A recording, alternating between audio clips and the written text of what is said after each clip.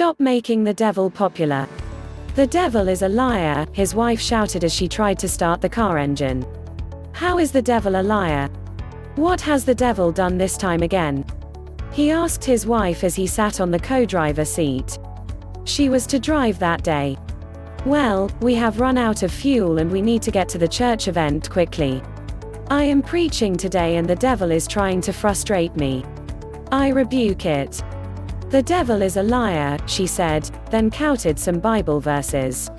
He laughed and looked to the side. Why are you laughing? She asked, turning to face him. Why are you making the devil famous? He asked her. She looked at him surprised, giving him that spiritual face. My love, the devil is not to blame for the low gasoline, we are to be blamed. You forgot to go to the petrol station yesterday after the visit from your dad. You are giving the devil too much credit.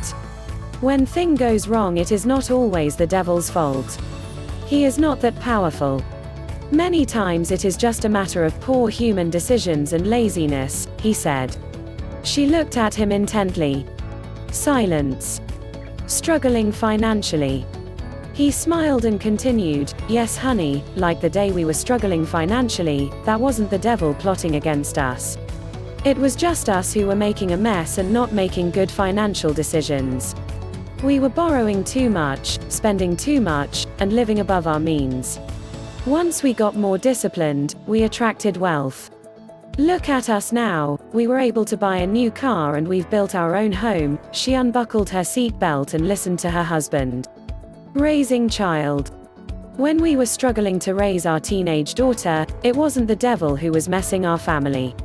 It was us as parents who didn't take time to understand how to raise a teenager.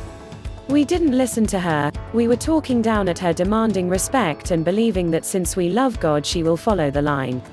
Once we went for the parents' discipline training and we learned the strategy on how to raise a teenager, our relationship with our daughter has improved. She even tells us she loves us these days, she hugs you, takes us out for lunch occasionally, he continued. She took in a deep breath and released. As a job seeker, when I applied for that job that I wanted so much, we prayed and prayed about it. But the truth is, I didn't get the job, not because of the devil as we used to say, but because I wasn't qualified. The most qualified person got the job. I wasn't blessed by it, but God blessed another who was more qualified with it. And look how things turned out. Because I didn't get the job, I ventured into business and look at how successful I have been, he told her. She put out a smile. Marital problem, when our marriage was going through difficulty and we used to say that the devil has cursed us, we used to think whether we were carrying generational curses since both our parents' marriages failed. We were wrong. The moment we put effort to better our communication and to spend more quality time together, our marriage improved, he said, looking at her smile. Auto crash. When we had a car accident. That wasn't the devil as we used to say, God forbid. That was my fault, my recklessness in driving while exhausted, battling on the steering. It was a bad choice, not the devil.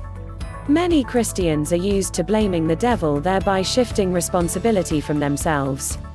They don't work on their mess and much of what they do is say the devil is at work.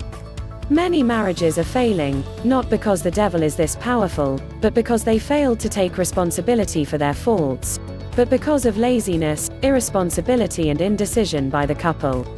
So, sweetheart, we will not make the devil famous. We will declare more about God's goodness and be good stewards of our blessings.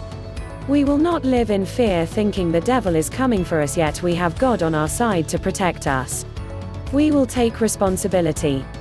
When we fail to do something, we will take our responsibility and do better, he spoke further. Have I ever told you how much I admire you, my amazing husband? She asked him.